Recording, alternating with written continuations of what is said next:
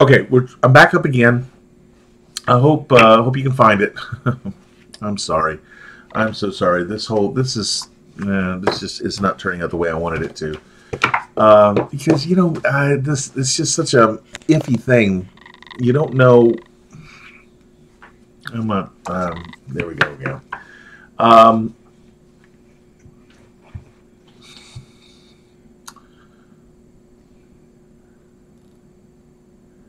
So you should be able to. Oh, geez. Okay, got one watching. There he is. Yes, if you're phoning, yeah, we had a little problem with the feed, and I'm sorry. So anyway, well, James, right now it's just you and me. So, hi, how you doing? Okay. So anyway, yeah. You know what? I got an idea.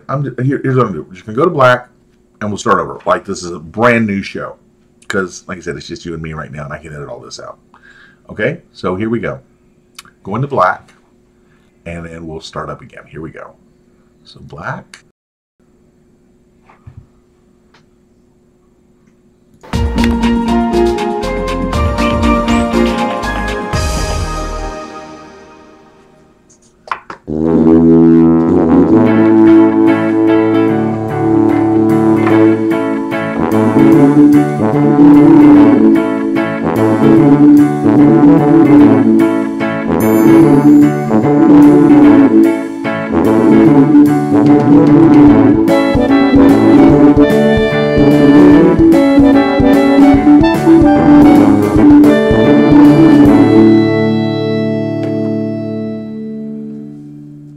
How you doing? Welcome back to Friday, take two. Technical problems, but it's just us, right? It's just us, just hanging around. How you doing? Hope you're having a great start to your weekend. Mine's getting off to a heck of a start. But here we are for the nightly draw for July the 14th, 2017. Welcome to Friday. I am the crackpot cartoonist himself, John Lotshaw, live and direct from the Worldwide Broadcast Operations Center Edit Suite here at Stately Lotshaw Manor. Yes, we're on the other side of the room. Hey, cousin! Hey! It's my cousin online. How you doing? Glad she's here. Glad you could find it.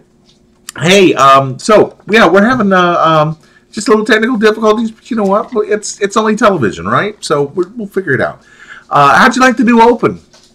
Got that finished today, and so you know what the heck, we're gonna be doing something different. Might as well launch with the new Open. I really like it. It really just came out. Nice, and I got to stop banging on the tabletop because the camera, this whole thing is very wobbly here. So, but anyway, the new Open. I'm really pleased with the way that came out, and so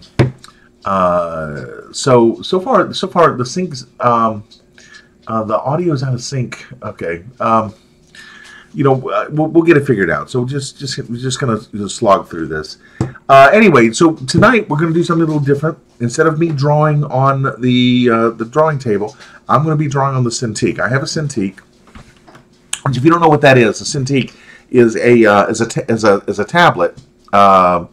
It's got a monitor built into it, and it's a drawing service, so I can draw directly on the screen, and it makes life so much easier when you're coloring, and also because I've never really liked drawing down here and looking up there at a monitor. It just, that disconnect never worked for me. So being able to draw directly on the screen really makes a big difference, and we'll go into that tonight.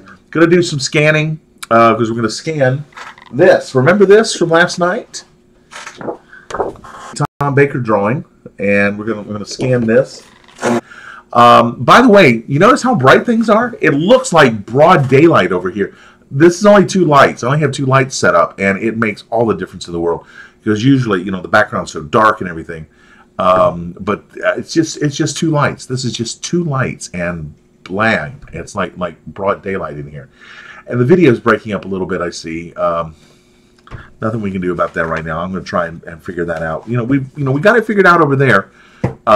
Just got to get it figured out over here. Because I would like to do more with the Cintiq and everything. So, but yeah. So, Glad you are all here. Glad you can make it. And we've got just go over the quick, here where I'm at. Like I said, I do video editing here. You can see I've got my very expensive prop behind me. It's that's the XD cam. It's a broadcast rig. Anything worth doing is worth overdoing. So I have that for doing podcasts and things like the Full Tilt Nerdity and things like that. Get shot on that. The hardware, the computer is down here. You can't see it. It's down underneath. It's a 6-core Mac Pro, i7 Xeons. So I know it should have the horsepower to handle this. I don't know why it's cutting out and things like that. I hope the audio is still in sync. Again, I can't hear it. I apologize for the audio because I'm having to use the webcam microphone. I couldn't get my. I was going to wear this. I was going to use this. This is a lavalier microphone, clip microphone, and I couldn't get it to go, so it's just had to cut fish on that one. Cut bait. That's it. Cut bait. Fish or cut bait. That's it. And just use the webcam or microphone. I've got papers and stuff like that over here. There's storage. I don't like this. I don't like this setup at all. I want to replace all of this because it's folding tables. It's like going to a cover dish supper at church. Just these tables, or going to a con. These are the kind of tables you'd see at a con. I just don't like these tables. They're too low, and yeah, I really want to replace this. And again, back to I've ranted about this storage space and accessibility. There just is none here. But there's all kinds of interesting stuff sitting around here. Like for example, this. I found it as I was cleaning up. I found this. This is my father's slide rule. And it's a real slide rule. I have no idea how to use this. I never used a slide rule.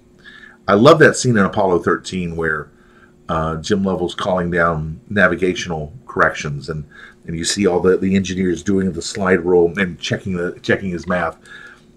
The real thing. I want to learn how to do. I'm thinking about doing a Full Tilt Nerdity about learning how to use this. But anyway. Again, just rambling here, kind of wasting time before we get to the part of the show we all love, known as Shameless Capitalism. Yeah, here we go. Patreon. We've got the Patreon page over there at patreon.com/Accidental Centaurs. There are multiple levels of membership, starting with the $5, which gets you access to the new pages as soon as they're done, and that's it's kind of what we're going to be talking about here tonight as the finishing up process for that. I can probably find lots of slide rule videos on YouTube, and I know there are because I've been looking at them and doing my research. But anyway. As I was saying, before I so rudely interrupted myself, there are multiple levels of Patreon support over there, and this helps me keep this show, Accidental Centaurs, other things going. If new pages for the new story, 7 Centauri, those are going to go up to Patreon. They will stay there exclusively until the story is done, and it'll be collected into a comic book. There's also a $30 level for Not Safe for Work Friday. There's stuff that went up today. And if you're interested in that's the sort of thing you like, the adult stuff, then $30 a month. But Patreon starts at $5 a month. There's many levels with lots of goodies. Go check that out, and please consider supporting Accidental Centaurs through Patreon because that helps keep things going. Another way that we keep we'll get to that in a moment. Etsy. I have an Etsy page, and it's etsy.com/shop/Accidental Centaurs, and I have original art there. There's also commissions that I will take. again, sales of art help support Accidental Centaurs, help support me, and also helps me get stuff out of my house because I've got tons of art and I would love to sell it. I would love it to go to a loving home. So pop over to etsy.com/shop/Accidental Centaurs. Check that out and see if you might be interested in buying some original art or get a commission. Also, there is the Facebook page. This is not Money Zone, not involved in this one, just information. If you go over to facebook.com/Accidental Centaurs, you can like the page or follow it or whatever you do on Facebook, the Facebook thing that the kids are into these days. But anyway, announcements of these live draws, appearances, things like that, all of that goes through that Facebook page as well as Twitter, but it starts with the Facebook page. So I'd go there and get started there. Speaking of books, who said anything about books? I did. There are 2 books available for from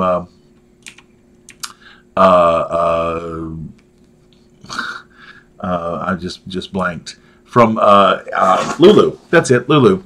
Go to lulu.com/JPL1. There are 2 full-color books, which this one collects the first 3 episodes of Accidental Centaurs, and this one collects the complete graphic novel dictating the course into the cleverly named Volume 2. They're like I said, they're print-on-demand books. They look great. They really do.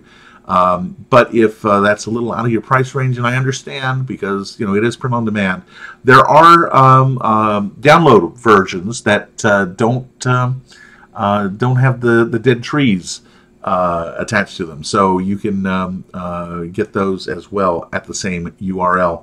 Also, there's the adult books, the adult collections 1, 2, and 3, and again, those are available at Naughty Bits over there on Lulu, and those are available again also in digital versions as well.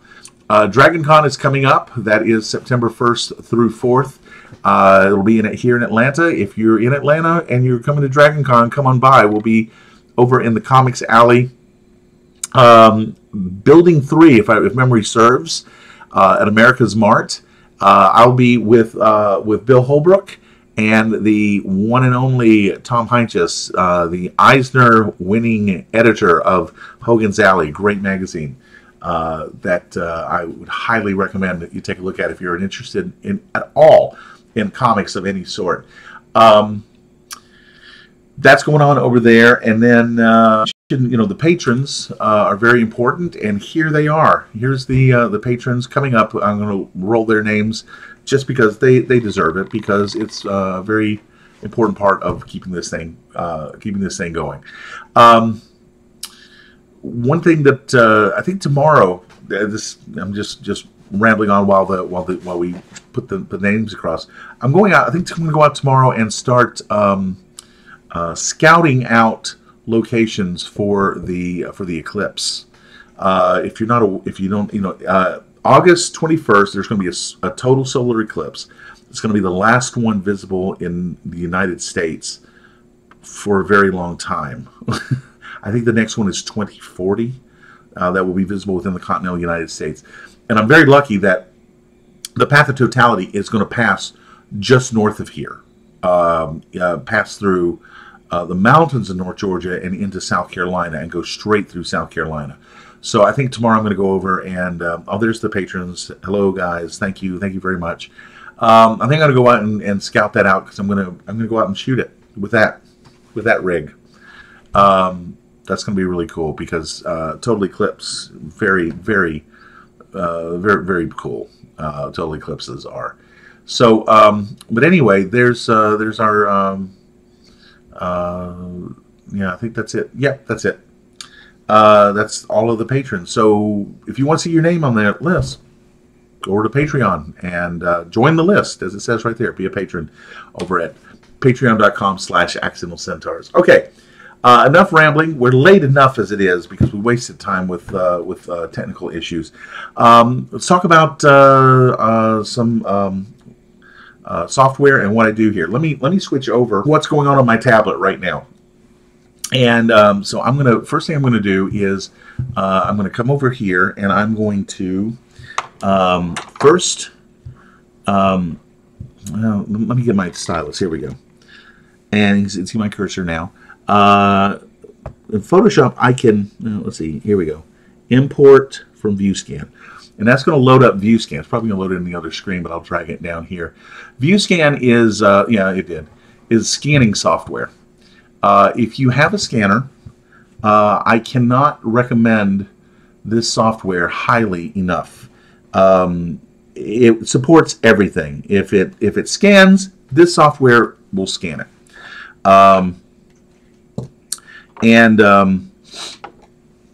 Excuse me, I thought I was going to sneeze. So what I'm going to do now is I'm going to set this up, and I'm going to just go ahead and scan the Tom Baker piece. Move that and set this down here.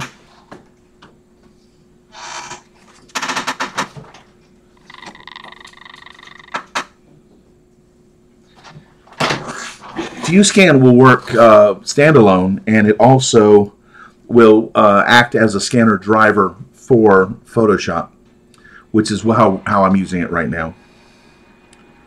And oops, Tom's on his head. And so we'll just, I'm going to drag this little box here over the area that I actually want. And I'm going to go ahead and set it for 1200 DPI, just so I have the maximum resolution in there. And hit the scan button.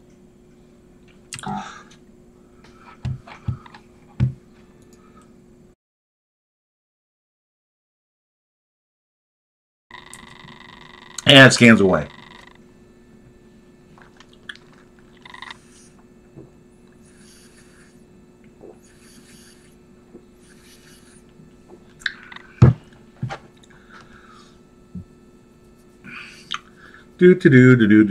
Scan, scan, scan. Now this would normally scan to a PDF or to a JPEG or a TIFF, but since I launched this from within Photoshop, it's going to actually scan. It's going to actually dump it directly in. The name of the software is called ViewScan. And just search for viewscan.com. No, I take it back. It's called Hamrick.com. I should remember that because I went to school with a guy named Jeff Hamrick. But search for ViewScan. It's available for PC, Mac, and Linux. And it's relatively cheap. The high-end version of it, I think, is $100, and you literally get lifetime updates. I bought it when I launched Accidental Centaurs back around 2002, and it has been I have never paid for another upgrade, because when he says lifetime upgrades, he means it. It's written by a guy named Ed Hamrick, and when he says lifetime upgrades, he means lifetime upgrades. All right, so now that we've got Tom scanned there, I'm going to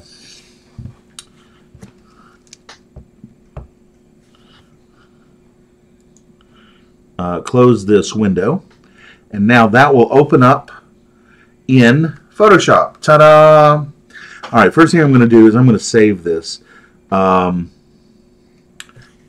set up a folder for this. Let me find a place to put this. Put this over here for now. New folder, and we'll call this Doctor Who Print,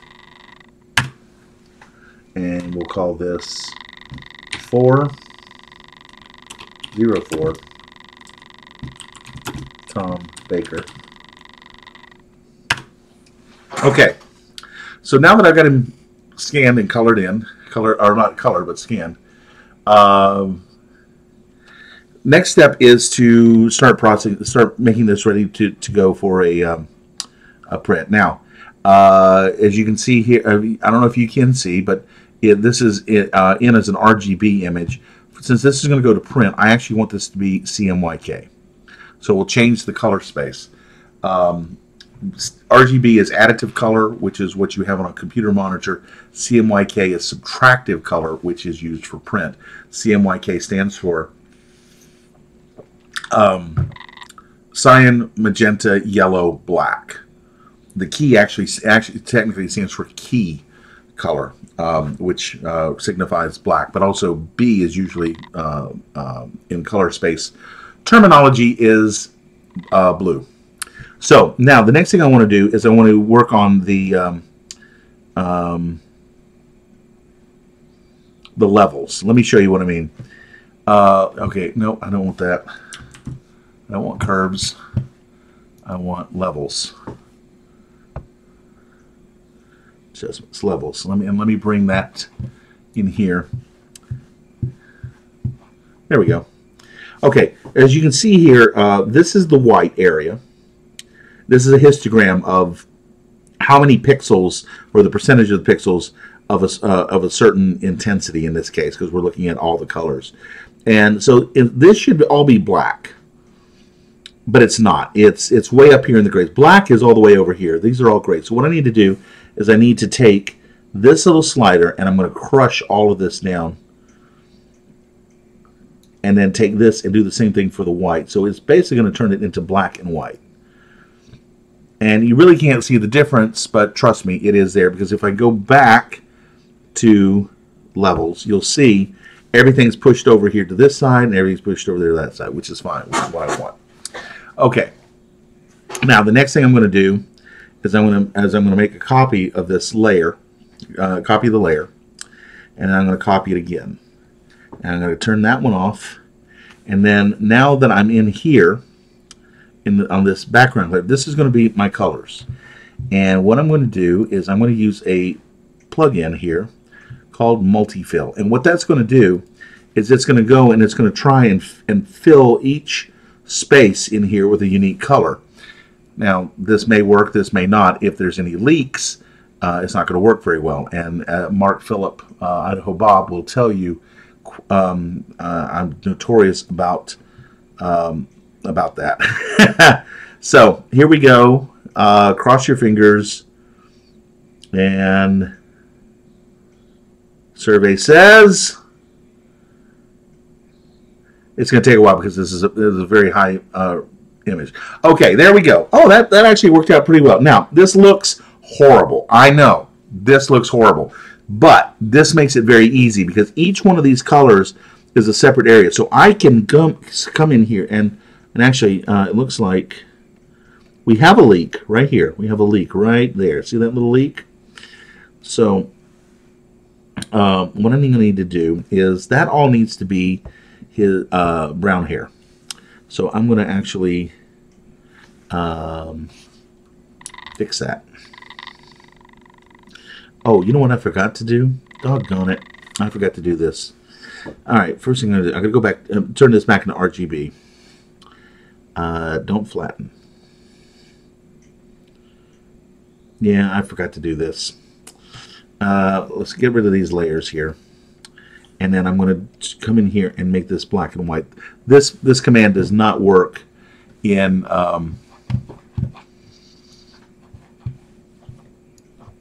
CMYK for some reason. But what it does is it just gets rid of, it turns everything into a grayscale, but leaves it in the color space. And so now we'll go back and put it back to the CMYK. There we go. And let's try that again. Oh, you know, should have fixed that little glitch in there before I'm going to grab a brush here and I'm just going to fix that right there. That's all it takes. And look here real quick, see if there's any others. The hair is going to be a problem space. I don't care about leaks inside the hair. I just want to make sure that we don't have any leaks going outside. And I don't think we do. I think that's the only one. Okay. Oh, wait a minute. There's one right there. Okay, so now let's try that again. Filter, multi-fill. Oh, no, no, no, no, no, no, don't multi-fill. It's going to do it. I'll just undo it. I needed to copy it before I went and did that. Yeah. Stupid, stupid, stupid. All right, let's try that again. Take that, and then actually I'm going to crush this even more than I did before. So curves. Nope, not curves.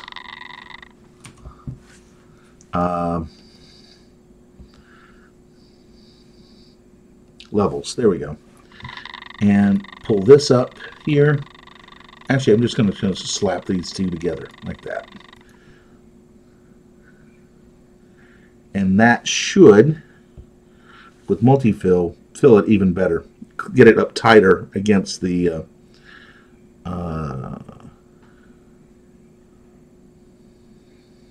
there we go.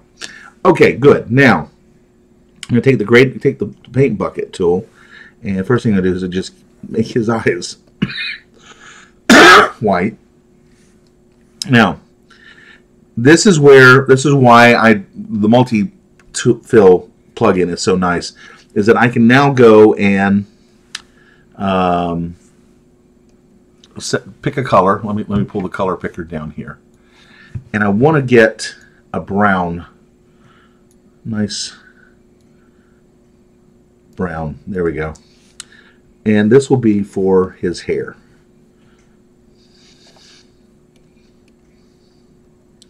Now you see I got these other little pieces in here. One of them is actually just take a brush and just slap color on it.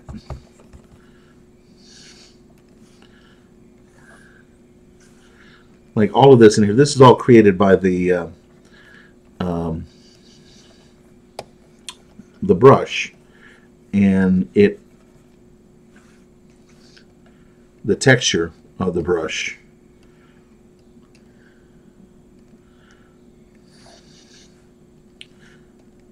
But this makes it a lot faster, because what I would normally have to do would be to go in and draw an outline around each one of these areas, and then fill it, which is why a lot of color stuff for Accidental Centaurs takes so long to do, because that is extremely tedious.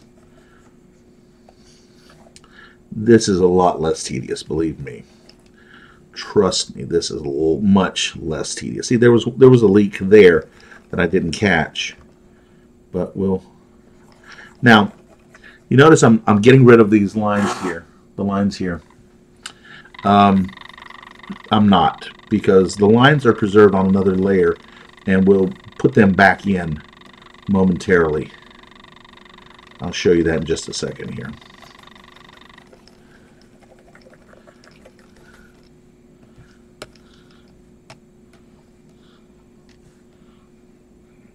But this plug-in really makes it a lot faster to color this stuff. Okay, now we're getting close to the end of the hair.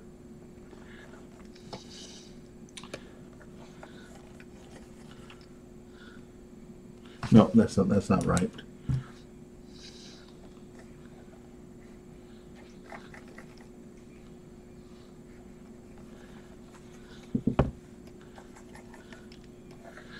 See, there's a lot of little artifacts around the edges of these things, and so I'm just going to try and get rid of them as much as I can. Like that.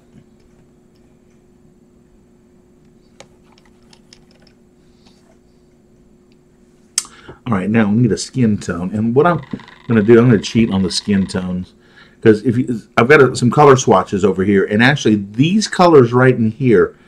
That's Sam's top, that's Sam's skin, that's Alex's hair, there's Sam's hair, there's Lenny. Those are the colors that I use for coloring Accidental Centaurs. So I'm just going to grab the skin color tone for Alex, and we're going to fill in that, and oh, look at that, it's already looking much better already. Okay, now let me get a nice brown, a darker brown for the hat. There we go, like that. Okay, now That's looking a lot better, but we still have a problem where we've lost a lot of all of this in here. So now we got to go back and put that in, and that's coming from this layer here. What I'm going to do is this selects blending modes, and the blending mode is how the layer affects the layers underneath it. And by just because I know, multiply will basically take the white areas and knock them out and kind of make them transparent so you can see what's going on underneath. So when I select multiply, it's going to put those lines back in, and there's our lines for our Doctor Who. And let's see, his shirt here. Oh, I got to do it on the right layer. Yeah, right there. And let's see. His jacket, the one that he's wearing here. Okay, let me do this for the bag of sweets. His jacket is kind of a, at that period, is kind of a tweed. So I want kind of a tweedy color. No. Better.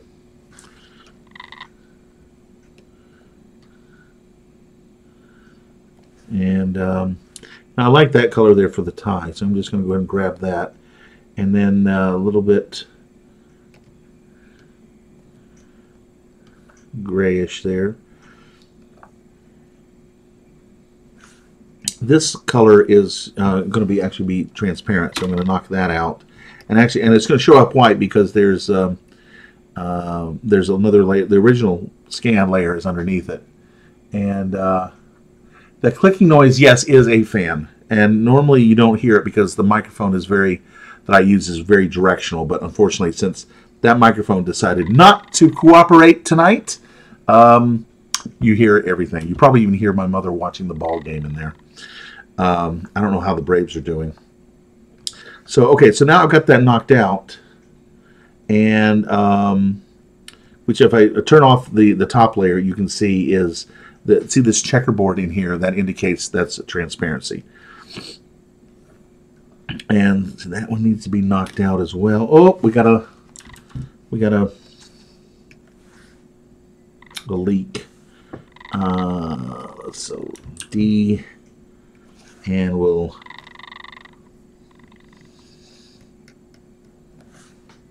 now I can use the magic wand and knock that out. And okay, so I want kind of a yellowish kind of color for the yellowish beigeish. There we go, that's good. For the oh,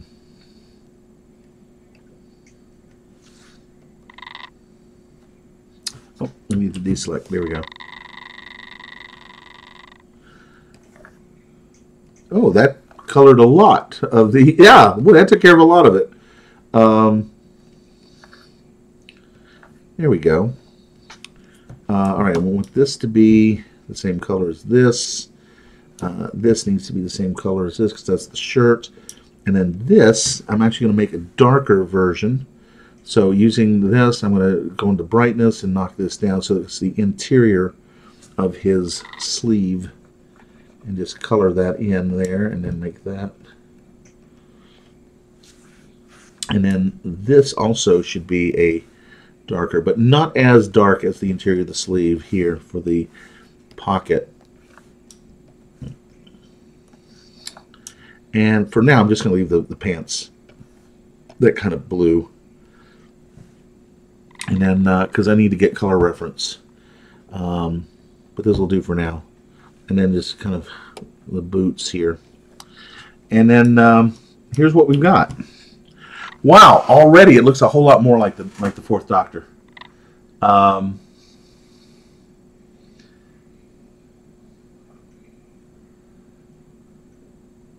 It was a Sinbad movie, as I remember correctly. It was that was the movie that actually got him the part of Doctor Who. That I forgot, Seven Voyages of Sinbad. Was that the name of it? I think. Anyway, so that's okay. So that's the basic coloring. Now the next step here, so you guys go and play the trivia game while I ramble on more here. So I'm going to go ahead and save that, because save early and save often is a very smart thing to do. One thing that I want to do, that I'm going to want to do, of course, I'm going to want to add the stripes. I'm not going into that right now because that drove me nuts over on the little bug girl. Oh, geez, what was I thinking? But what I do want to do is show you what I do with how the Golden Voyage of Sinbad. Okay. The next thing it would be to do some shading. I'm going to just do some shading really quick here, because there's one other thing I want to go into while we're here. First thing I do for shading is I create a new layer, and I knock down the opacity of the layer way down, about like 23% or so. Then I grab a pencil and make it really big. Okay. And then, oh, not that big, 2,000 pixels, geez. Okay, now I'm just going to start. Now, I know that it's going off here. We're going to take care of that in a moment. And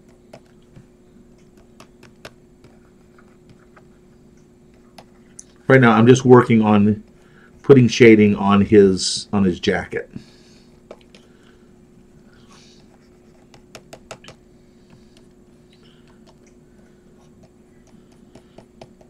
So it doesn't matter if it goes off.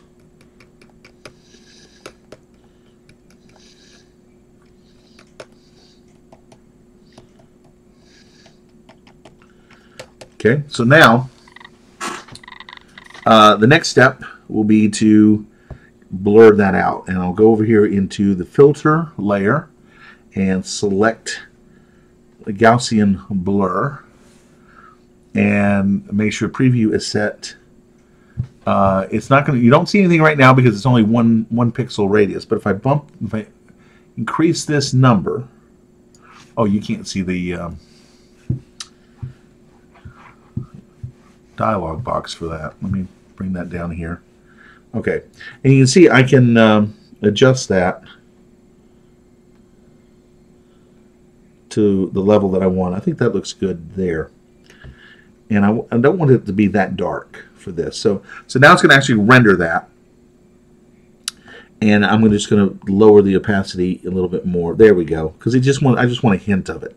Now I'm going to go back over here to the main layer and make sure that I'm set for not contiguous. So when I select the color, it's going to select every pixel of that color in the document. And select the jacket. There we go. And you can see the marching ants lines. I don't have, here on the pocket, so I actually want to get the pockets as well. I want it on the pocket flap. Now I want to keep everything that's in here, but I want to get rid of everything else. So I'm going to invert the selection. Go back to the layer where all my shadows are, and then hit the backspace key, and you'll see all of this. And I'm going to bump up the opacity just so you can see it a little better. All of this stuff here, all of this extraneous is going to go away. So 1, 2, 3.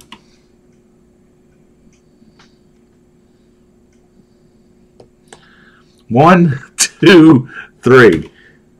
There, it worked that time. All right, now I'm gonna put the opacity back down to 10% because that was just for illustration purposes. So now, and I hit Command D, and there. Now we got a nice little subtle shadow on Tom Baker's jacket. And I'll do that on the hair. I can also do that for highlights and things like that, and the hat and all that. So I'm not going to go into that tonight because you've seen it once, you see it a million. You've seen everything about it. But that's basically all there is to coloring, or what I do with coloring. Sometimes there'll be some effects and things like that, but for the most part, that's it. So now then I'll save this. I've got 12 more doctors to do, and then I'll composite it and print it out. Hopefully in time to print it out for to do prints for DragonCon. What I would like to do is what I would really like to do is I need to. If I'm gonna do that, I need to actually select Mimo Live and bring me back up. There we go. What I'd like to do is I don't know if you can, let me move the camera around here. If you can look up there, I've got some posters to see. There's the first Centaurs cover. There's Attack of the Naughty Bits, the cover that Ian Sampson did. He said an amazing job on that. I just love that. Oh, that really sent things into the toilet. Then over here is a Random Acts of Nancy poster from the Random Acts of Nancy that I was doing, and I apologize for that. It apparently 2 megabits per second does not like pans. Not in high definition. Also, I have another poster here that I need to put up get this so that there's not as much glare. This is actual Ernie Bushmiller. This is what I did on what I did here tonight is basically what I was doing on Random Acts of Nancy. I would take the Random Acts of Nancy artwork and then use it as and color it just as you saw there. And that was Random Acts of Nancy, which I really miss. It was a lot of fun doing that. And it's a lot of fun working with Guy. Guy Gilchrist is a great guy. I love working with Guy. Okay. One more thing. Another thing I wanted to show you tonight and go over a little bit and show you a little bit of is inking digitally. And to do that, I either I use Photoshop or I really like using a program called Clip Studio Pro, which is loading up here and is all over the place. Where the heck are we? Here we go. New. I want to open. Clip Studio Pro used to be called Manga Studio. It's distributed here in the United States by no, that's the wrong one. By Smith Micro. And there we go. Lair of the Insectars. Color PSD. Which one is the latest one? Which one is the one that I need to do the coloring on? I'll bring that up in a second. Clip Studio Pro is actually it's a Japanese program called Clip Studio Pro, and it's Photoshop is intended for retouching. That's what it was designed for. Let's see, is it this page or the next page? This page. All right. Nope, I've already got that page. Hold on a second. I'm trying to find the page that I need to call up. That one. 14's. Yeah, that's it right there.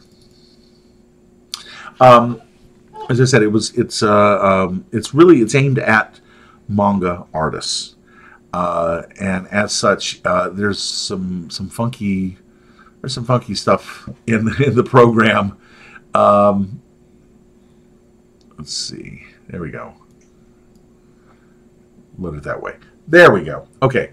And it's so it's got its idiosyncrasies, which is a very polite way of saying it.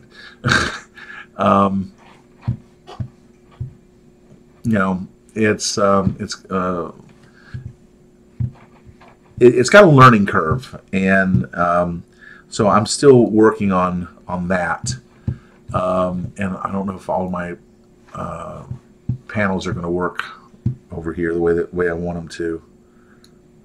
Okay, that's that. All right, so let's take a look at doing some inking with Manga Studio Pro. What I've got is this is the scanned artwork from one of the pages.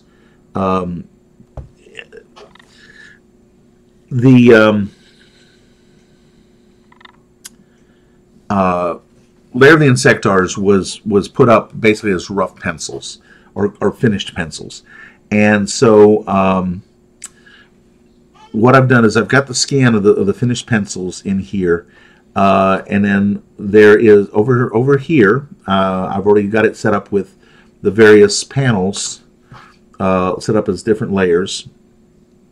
Nothing in them right now, but what I'm going to do is, let's see, is this the one? New raster layer, yeah. Let's do.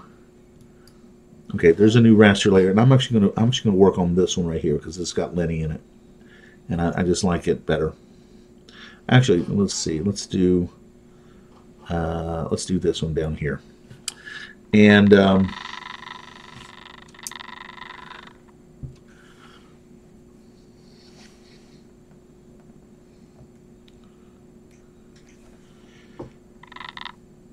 let's see. I want the pen, and I want to zoom in some more. So I'm gonna,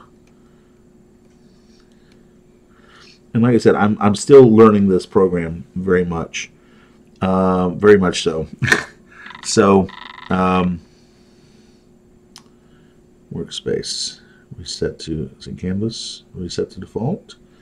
I'm probably going to regret this, but yes.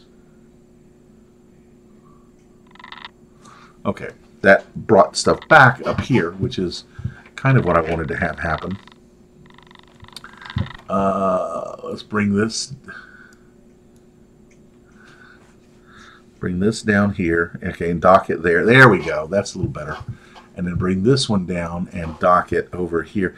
One of my problems with this program is that it takes up a lot of real estate. There's a lot of real estate that gets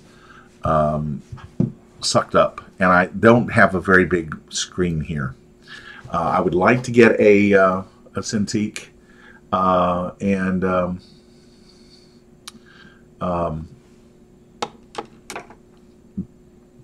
you know, I'd like to get a larger Cintiq that would take up less space. Oh, let me take a look over here and see if there's some questions. First off, am I on DA or Fur Affinity? No. I'm not. I'm not on DeviantArt. I mean, I have a DeviantArt subscription or account, but I don't post there. Do I collect license plates? Yes, I've always been fascinated by license plates. Even going back to being a kid, I've always been I would just love license plates, and the license plates behind me. One of them, the blue one, which you can't see right now, because but the blue one back there is that was the license plate that was issued to us when we first moved to Georgia in 1974, and that was on the family truckster, which I talked about in the DuckTales video, which I mentioned in there about how much I hate Stuckies. I hate Stuckies. Oh, I hate Stuckies. Anyway. Yeah, boy, it doesn't like the transitions to other screens here. I don't know what's going on here. But yeah, that's from that. And then there's one of the Olympic license plates that was issued in commemoration of Atlanta getting the Olympic Games. Not the Olympic Games themselves, but of Atlanta getting them. That actually has the wait a minute. No, that's the actual Olympic Games logo. I'm sorry. I thought that for some reason I thought that was the logo for the committee, but no, that's the actual games logo. So that's actually for the games. And then the one there that says TTF 694, that was the first license plate that I had on my first Jeep, my first Grand Cherokee, which I miss dearly. But anyway, back to drawing. Okay, so. And you see I've got Lenny here. I've got a layer on top of that. All of the artwork's way down below, and it's knocked back so it's not so so dark. And I'm going to select Select the brush tool here. Actually, I'm going to slide this over and resize it so that it fits. And then I think that's way too thick.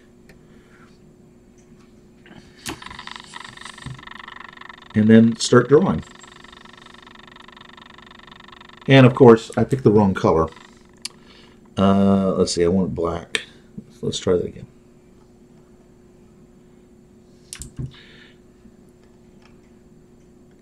What I like about Clip Studio Pro is the brush engine, again, is really designed to work like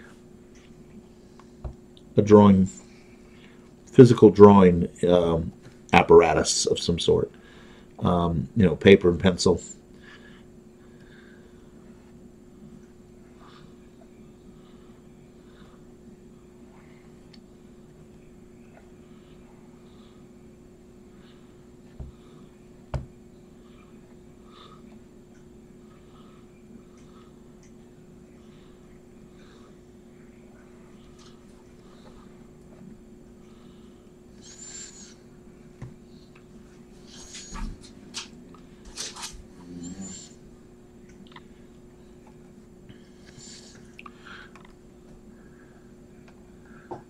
Okay, it sinks back into sound. It's going to go in and out. We're just going to have to kind of live with that for tonight, unfortunately. What happened? Somehow, for some reason, it went back to white.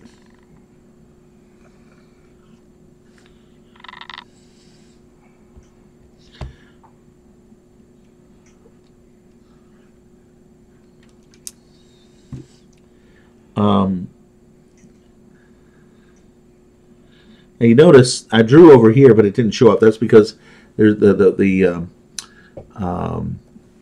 there's a mask on the on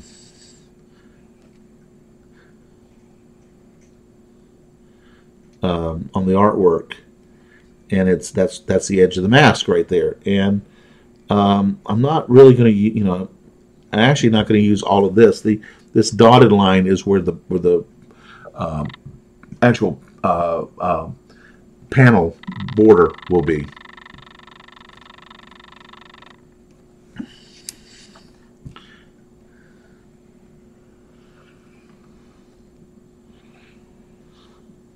Too bad Dave's not on. Tishal's not on because he loves anything having to do with Lenny.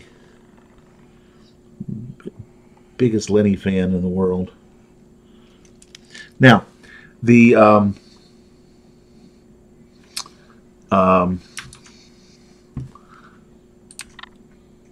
pen has the style. This, by the way, this is the stylus, and I've taken my glasses on so I can actually see what's going on down there.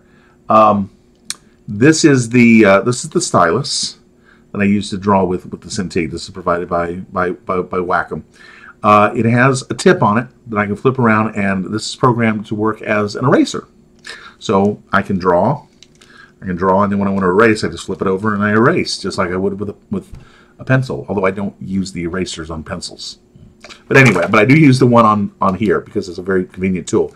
There's also a little button here, and that's programmable to select other tools. There's a nib in here. There's a tip, a little nylon tip, and those are replaceable, so you can have different ones for different feels. The thing about drawing on a Cintiq is that you go from paper on pen on paper, or paper on paper, pen on paper, and there's a certain from the paper from. What was that?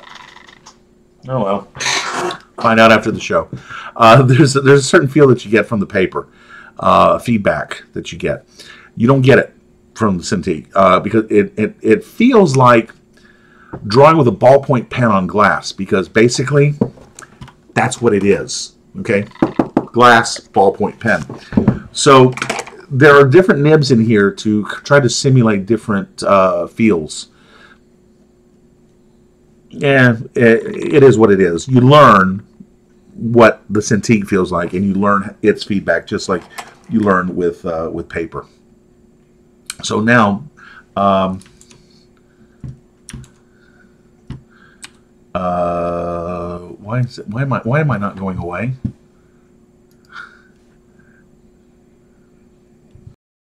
There I am. Okay. So I'm using my eraser over here to kind of clean that up right there.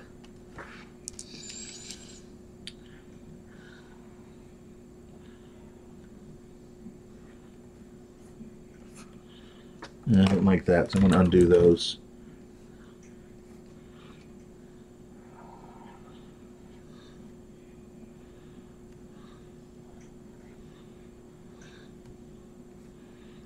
All right. Whoa, what happened? When did that color change? Why is my color changing? I don't know why my color is changing. Is it, wait a minute, is this? Yeah, it is that. Okay, I gotta find out why that button's programmed that way, because that's what's causing it to change back to white, which is not the color I want. I want a black outline. All right, so now there's Lenny. I did it again. I've got it programmed to be the hand tool over here on over in Photoshop, and it's just force of habit, and that's what's causing me to change my color. Okay, so I've got Lenny all inked. Do those little squiggles that indicate move have a name? Yes, they do, and I can't remember what they're called. Yes, you're right, cuz it is very much like reading a book as opposed to a Kindle. It's very analogous to drawing, traditional drawing and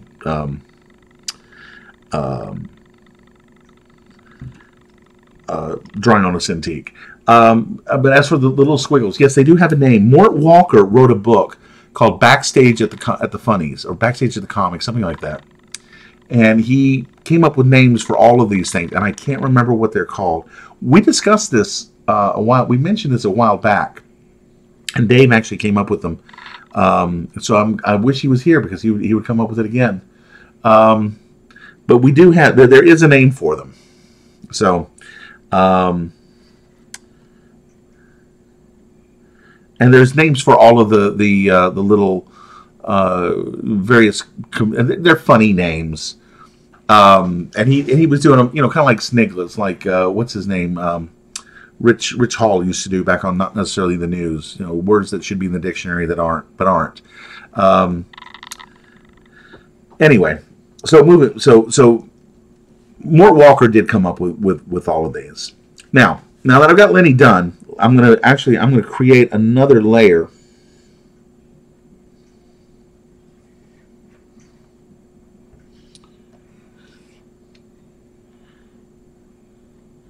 See, this thing just acts funny. It's just all right, so I'm going to create another layer, put it underneath, and that is going to be where Alex is going to live.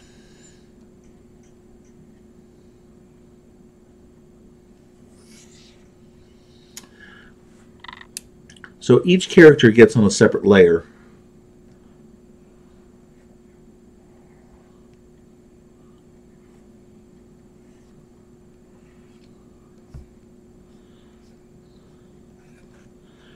But what I like about this program is how nicely the strokes get shaped. It looks a lot more like what I would have gotten if I had actually inked this traditionally, which of course is the whole point of this program. And I don't like the way that nose came out.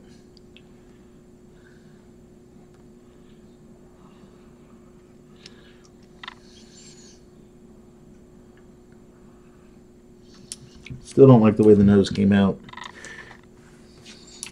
A little tighter.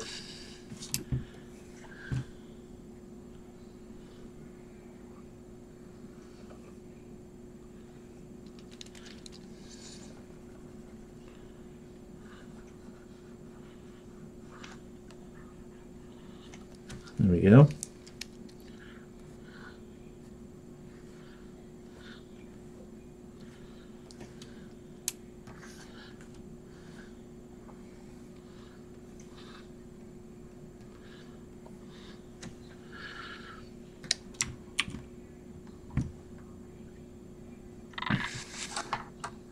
Zip ribbons. That's a good name for them too. Yeah. And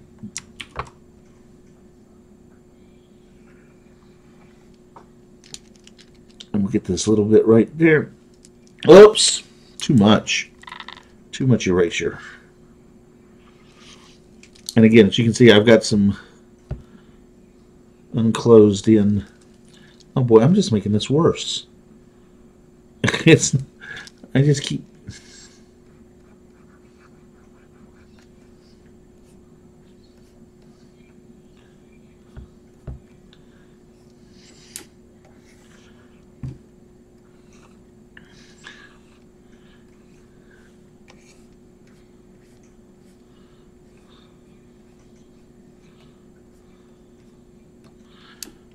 Now, to color this, I will save this out as a Photoshop file and load them into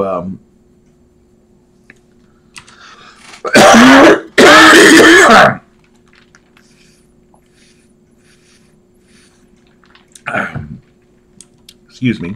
You probably heard that because it didn't cut out the microphone. Sorry about that. Boy, can you tell that I've done this before? Like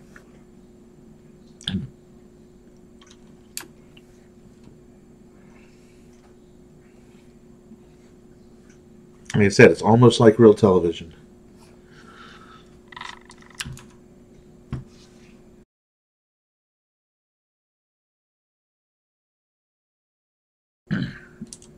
That time I was able to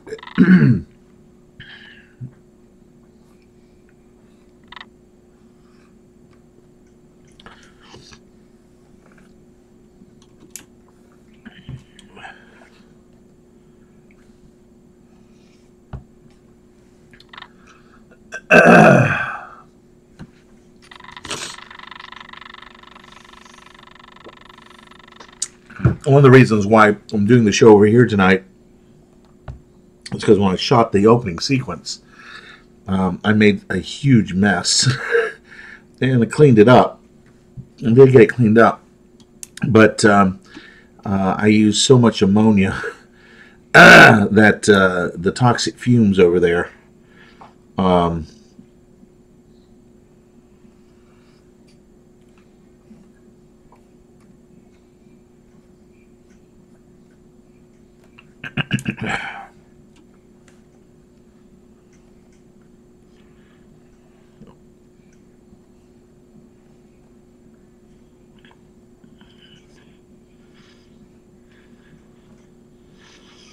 and it took me forever to get hands that I liked.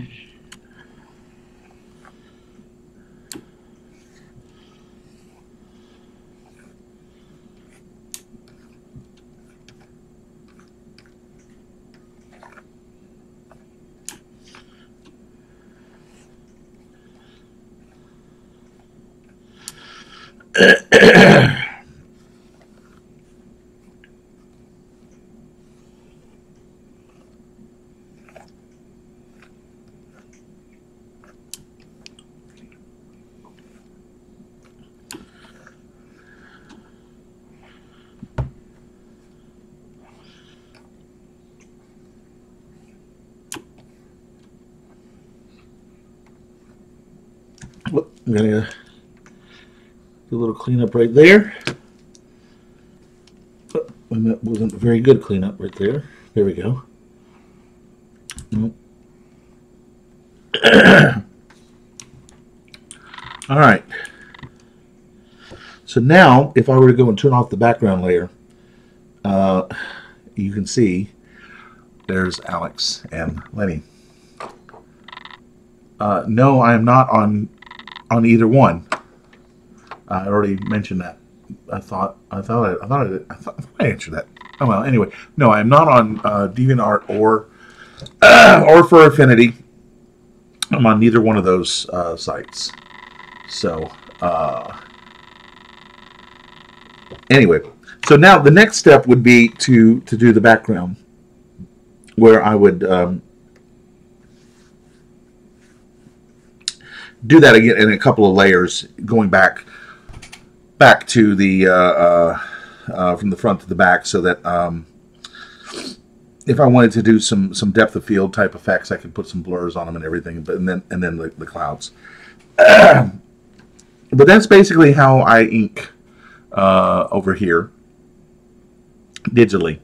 And again, it's a kind of it's a little bit of a slow process because I have to, you know, redraw what I've already drawn, and that's just one of the things. It's one of the disadvantages of having to ink is I actually prefer my pencils to my inks. But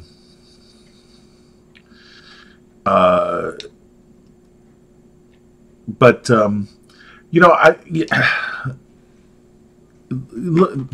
I don't. Okay, I'm not going to go into a rant. I'm trying not to rant. You know, I thought about doing fur affinity and all that. I don't want to be pegged as a furry artist, because I'm not. I'm a cartoonist. I drew other things. I just happen to have characters that kind of sort of fall into the furry community, and I'm not a furry artist. And there are other people who are fine with that, and that's great. But I'm not. I'm a cartoonist. No, I understand. I understand about the stream dropping, and that's fine. So I just want to make sure that I did answer it. I didn't want you to think that I was ignoring you, because we have been having some technical problems here tonight. But I don't want to. There are other ways to get publicity, get the name out there. Like I said, I don't want to be pegged as a furry artist, because that's. You get pegged as a furry artist, and you're pegged as a furry artist, and that follows you. And it's bad enough for folks like Bill Holbrook, who is not a furry artist. He just happens to draw a strip with animals in it, and that, you know, we made a very, because I was seeing that he was being perceived as one, and he's not, as when I was his publisher.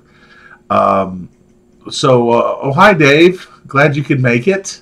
We've been talking about you. Actually, we have. Anyway, what was it? Oh, I just don't. I don't want to be a furry. I'm not a furry artist, and I don't want to be perceived as one. And so that's why I deliberately have not had accounts on DeviantArt and things like that. Those I've made the leap to being a professional. And those are for people who are amateurs, and I'm not trying to denigrate them. I'm separating. Those are people who are not doing this for a living. I'm trying to do this for a living. So I don't. That's the reason why. And again, when I say this for amateurs, it's not amateurs like amateurish. I mean amateurs as in not a professional, who not drawing it, not doing it professionally in terms of income. So yes, we were talking about you because trying to remember what was it Grolix's the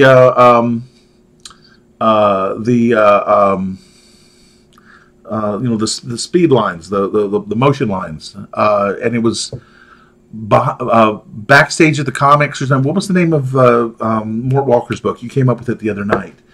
Anyway, that's why we were talking about you. So, oh geez, video output low again. Doggone it. Yeah, well, I know there are some pros, but it's mainly perceived as a place for amateurs and for fan artists. So that's the reason why, and I'm not, and I don't mean to denigrate or knock anybody who is on there, because there's some very talented, some more talented than me, but they haven't made that leap to being a professional and trying to backstage for the strips, backstage at the strips. That's right, something like that. Mort Walker, creator Beetle Bailey, wrote it, and it was Grawlix's. So yeah, I'm rambling all over things. A furry artist.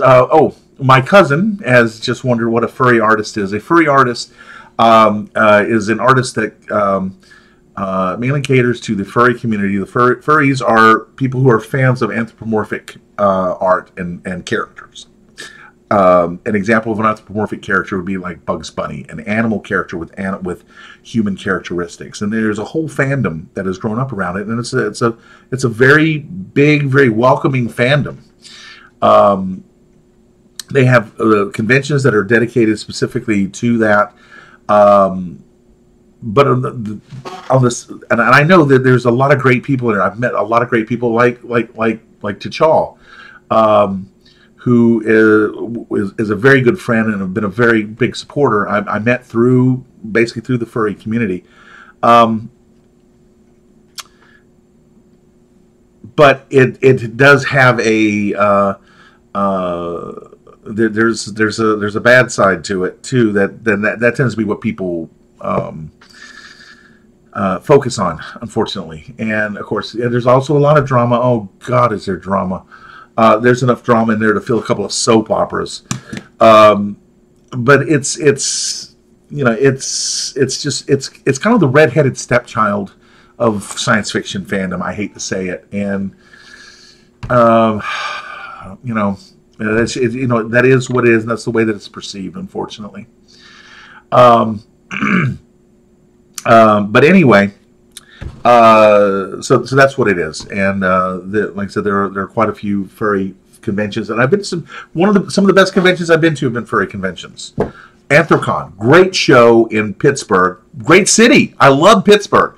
I never thought I'd actually say that, but I love Pittsburgh. It's a beautiful city. Especially you come out of that tunnel right there in the downtown and the confluence of the rivers. It's just gorgeous. Really, I love Pittsburgh, and I have a lot of great memories of Pittsburgh and Anthrocon. But anyway, so there that is. Boy, I didn't think we were going to go into that.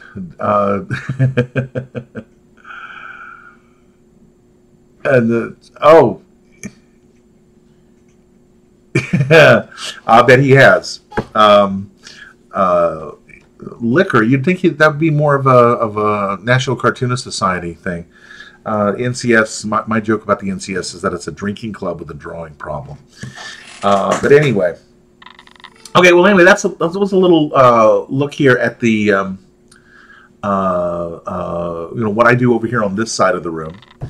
If there's any questions, now's the time to because we really couldn't wrap it up. Yeah, Bill Holbrook said that there was a lot of people there. So it was again the biggest one ever. Bill Holbrook, who does Kevin and Kel, as well as Safe Havens and Fast Track, which are newspaper syndicated strips, debuts his Kevin and Kel book every year at Anthrocon. So Anthrocon was always a big con for us. And Bill and I would drive up to Pittsburgh together. Are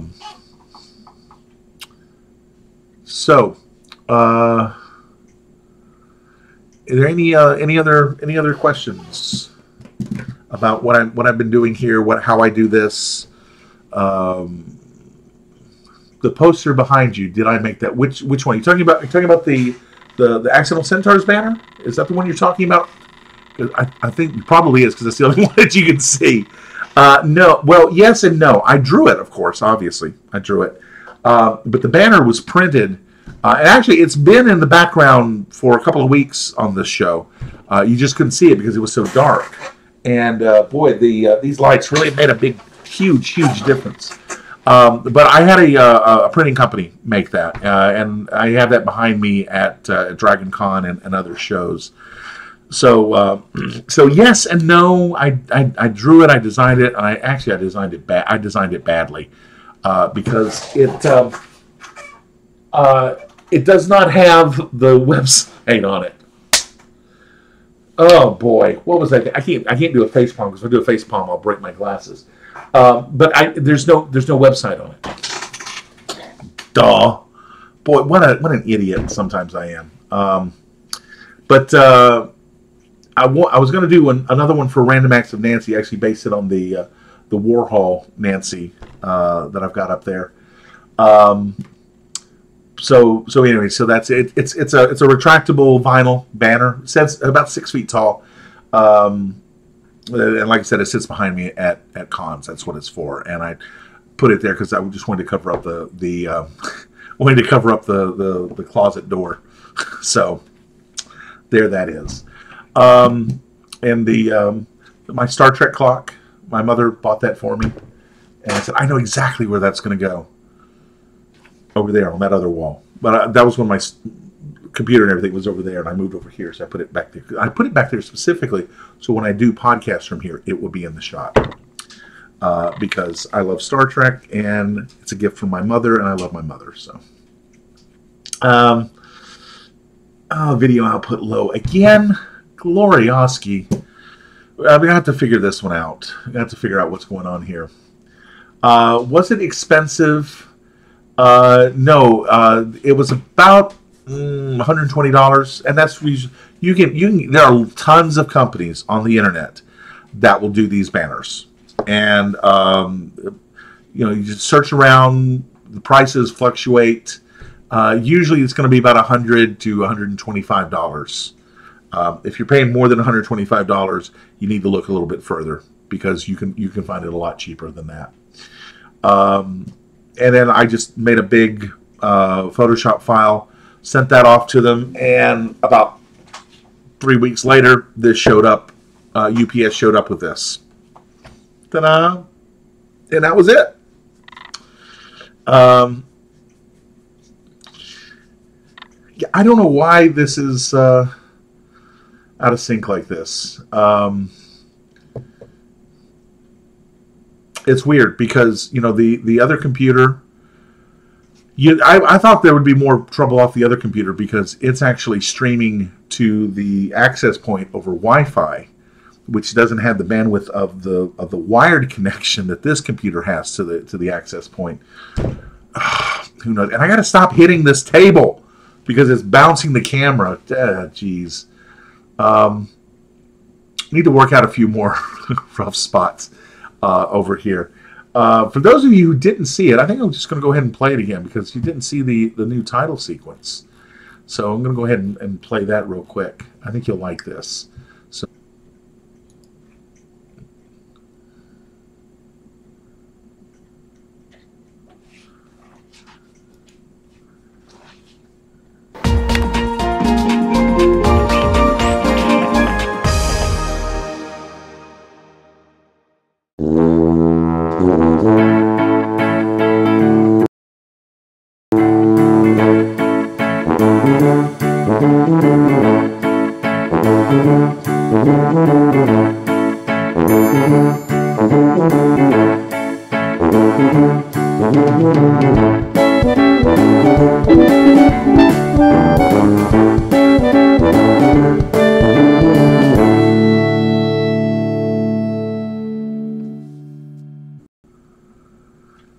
Okay, well there it is. That was the new title sequence, and I just finished shooting that today. And as you can see, made a really big mess on the tabletop, which is another reason why I'm over here because the ammonia and chlorine fumes are just make your eyes water.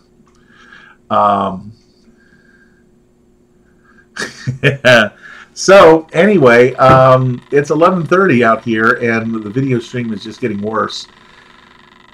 I apologize for that. I've gotten spoiled by having a really stable stream over on the other computer, and I don't know why this computer's got more horsepower. It should be able to handle it a lot better. But anyway, Any other questions about what I'm doing here? How I did the, what the opening sequence? Anything? This is going to be the last call for the weekend. Probably will be back over there next weekend or next week because that connection works. I don't know why this one's just been so iffy. But anyway. Oh, by the way, that was a specially drawn piece of art that I ruined with the ink because I knew that I was going to do that. So that was specifically drawn in order to. That's why they're Alex and Sam are looking up and looking kind of shocked, and Lenny's kind of because I knew that the ink was going to end up on Lenny. So. So anyway, I guess that's recommended printer. Okay. Yes, actually, can I recommend a printer? Yes, I can recommend this. This printer, it's a little okay. It's a Brother MFC -J92 6. I'm sorry, -J9. I'm sorry. Start over again. MFC-J6920. DW, and there's also a 6.7 that's on that. I don't know what the difference between the two is. It's an inkjet printer. It has a fax machine, but who faxes anymore? And it has an A3 scanner, and that's what I scan. I really didn't go into it because you really can't see it from over here. But my scanner is an A3 scanner. A3, of course, is the European paper standard, and it's very close to 11 by 17. Which is the size of the paper that I was drawing on. Actually, I was 11 by 14 that I drew Tom Baker on. But I do the Accidental Centaurs pages on 11 by 17 paper. So I can put that on there and scan it all at once without having to go back and do it in strips and stitching it together in Photoshop. So that's good. It also has a document feeder on it. Which is also nice because when I, for example, when I do my scripts, there's some folks that I send them out to kind of get comments and feedback on them, and so I just take all the rough pages, slap them in the document feeder, and run them through. It'll automatically make or ViewScan will automatically make a PDF, a multi-page PDF out of them that I can just send off and get it back with commentary. The printer. The printer is, like I said, it's inkjet. It uses, inkjet cartridges, so you're not going to get away from that little racket. But it, the paper handling, it will do up to 11 by 17. Actually, it'll do oversized. So, like for example, these prints up here, and I'm not going to move the camera again because it just went all cattywampus when I did that, but actually let me. That's not one. The prints up there are full bleed, so it will do 11 by 17 full bleed. It will do duplex, so it'll print on both sides. It's a great little printer, and if you use the generic cartridges, it's a lot cheaper than buying the cartridges from Brother, and they work just as well. Printer, you can find it. I got mine for about $120. Retails at $199. This printer retails for $199. I got mine for about $120. Look around on the net. You can find them in all kinds of places for a lot cheaper. So yes, Brother MFC-J6920 or 6720 DW, and that's another thing. It has Wi-Fi built in. You can connect to the computer through USB, Ethernet, or Wi-Fi. And the Wi-Fi, you put it on the network. With Ethernet or Wi-Fi, and multiple computers can share the printer. It's a great printer. It's a great value. Highly recommended. I bought one for Guy Gilchrist just off the specs, and when I installed it for him, I said, that's it. I'm going home. And as soon as I got home, I ordered me one. So it's a great printer. Thing about it is, keep those inkjets. Use those inkjets regularly. Print something off, even if you don't need to. Just keep those inkjets clear and don't let them get clogged up, and it'll be fine. And then run the cleaning cycle every now and then, but don't let it go months without using it. But that's pretty much any inkjet printer. Okay, I'm gonna stop hitting this tabletop. Okay, so there you go. There's a printer recommendation, and I've been very happy with this printer. Just almost psychotically happy. I'm so happy with it. So check that one out. Okay. Any other questions? One of these days, I'm gonna actually do a full studio tour, but when I get this whole place cleaned up. Moving over here and doing the show tonight from over here really made a big difference in cleaning things up, although you can't see how I cleaned it up, which is just basically moving the clutter off camera. It worked, right? It looks kind of neatish-ish. But there's a lot of clutter that I need to get rid of, which, a lot of it is artwork, and I really want to get rid of it. So go over to Etsy and buy some artwork. It's not that expensive. Please, I need to get it out of here. I want it to go to a good home. Okay, it's 11:34, and so that means I'm rambling and I'm tired. Actually, the show ended up being a little shorter because of technical issues. But anyway, any last minute questions or anything before the weekend? Again, I'm waiting for you to hear me say that. Trying to think if there's anything else that I can say in the meantime. I hate Stuckies. I really hate Stuckies. I just can't get that out of my mind about how much I hate Stuckies. It was such a scarring episode of my childhood. I just can't put it out of my mind.